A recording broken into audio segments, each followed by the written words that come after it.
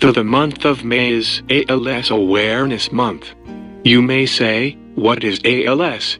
Amyotrophic lateral sclerosis, or better known as Lou Gehrig's disease. It is basically the reverse process of Alzheimer's. It attacks the body first while the brain remains fully competent and fully aware of its failing body. So many people don't know what ALS is or have never even heard of it.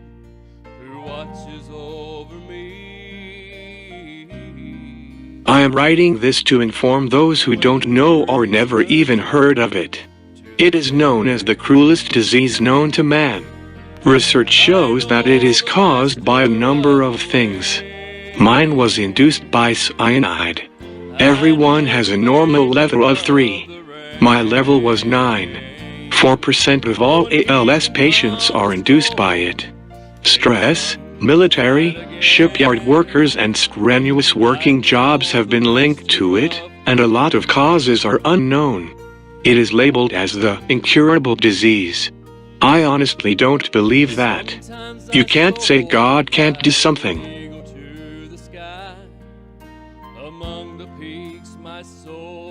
I am going to tell the steps of my progression and what it has affected in my life and family. I started tripping in October of 2010. First time I fell was at a high school football playoff game in November 2010. It kept getting worse, but I didn't tell anyone. I was diagnosed in August 2011. By February 2012, I was out of work waiting for my disability to start. At that time, I was doing rigorous physical therapy and I thought it was helping. My doctor started me on B12, and he thought it was reversible.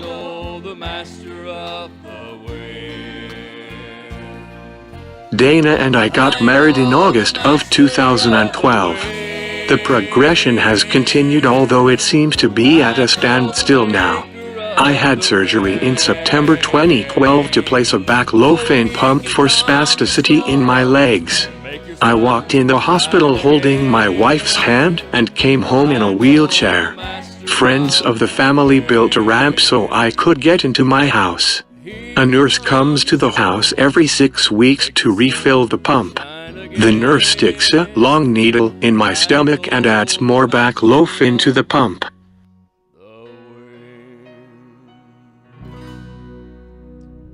I had a feeding tube placed in July 2014. I was having trouble swallowing and was choking when I was eating. At this point, I had lost the ability to use my hand, therefore, Dana was the one feeding me. I also found out that I was a severe diabetic, and that made it more difficult.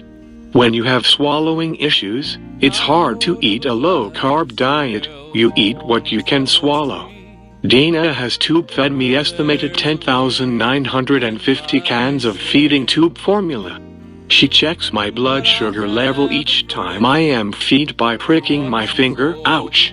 I miss being able to eat, period, especially the things I love the most, like ice cream, Dana's bacon, eggs and cheese all mixed together, and cubed steak with white gravy, good green beans, macaroni pie with stringy cheese floating in hot butter, with the whole saltine crackers baked on top. Moist coconut cake, even though I don't like coconut, go figure.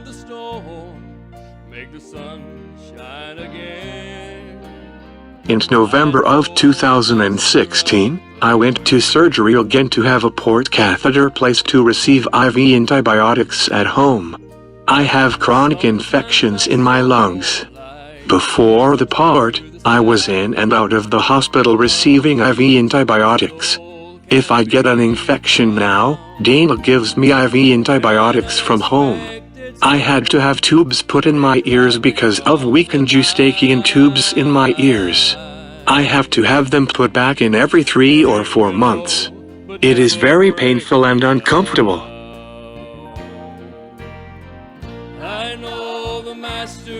ALS demands humility, humbleness, and gives no choice but to have a certain amount of patience, for your own sanity and the sanity of others too.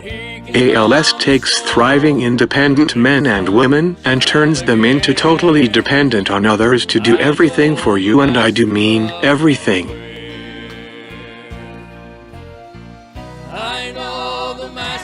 Dana does daily hygiene from head to toe. She crushes 25 different pills per day and administers them to me like clockwork. She fully assists with detailed bathroom needs like using a urinal and bedpan. She makes my every move for me. If I get uncomfortable, she moves me. If I have an itch, I try to tell her where it is, and she goes after it.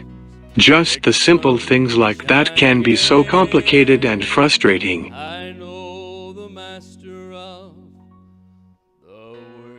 If my computer is not working or I have to take a break from it, I grit my teeth to get attention. That annoying noise is getting fainter as time goes by.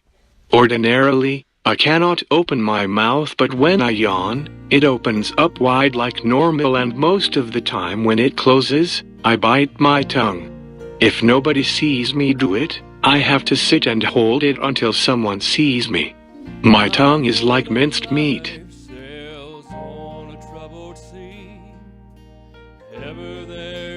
Calling Dana my caregiver is an insult. She is much more than that. She is my advocate, doctor, nurse, and handyman, doing things that a lady should never have to do, a secretary for numerous things from A to Z, and accountant for red line accounts. She went to the mailbox last week, and we received $8,000 of medical bills in just one trip to the mailbox. Like the old saying goes, you can't get blood from a turnip. We have no bills but a mortgage, insurance, and utilities. Thank God that is the case. If we did, it would totally drown us.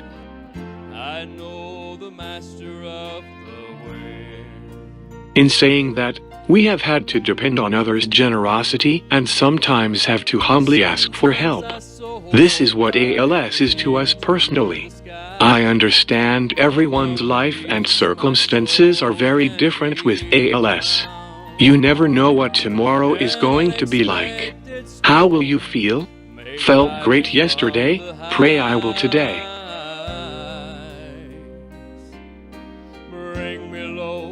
With ALS there are no certainties, just according to the medical field, and all you read and hear is death is imminent. OSHA defines imminent as once the bullet is in flight. A cure is out there, but it must be found. Meanwhile, the families that deal with the hopeless words, there is no cure, and all of the things that it cripples in their life, keep up believing.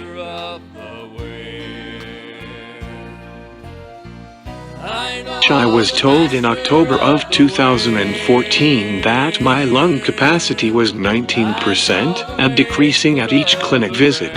I coded in May 2015 and was intubated, and I lost my ability to talk. I tried using a passenger valve to speak, but I was unable to due to the amount of secretions that I have around the trachea. Dana does daily trach care, which involves changing the dressing and inner cannula. I go every 6 weeks to my ENT doctor to get trach changed out. It's like pulling a garden hoe handle out of a gnat's butt.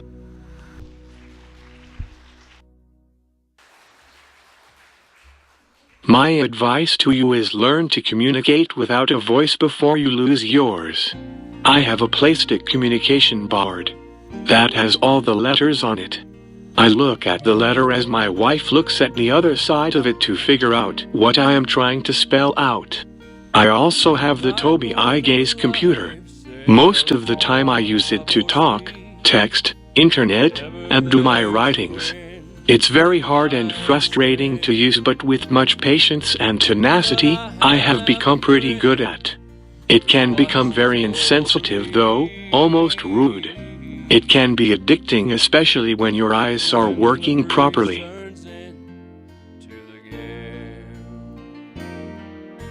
To wrap things up, never give up on being healed. It's a must for your faith. We all hope to be healed down here, and according to the Bible we should all be. Nevertheless, those who know Jesus will get their ultimate healing when we are called home.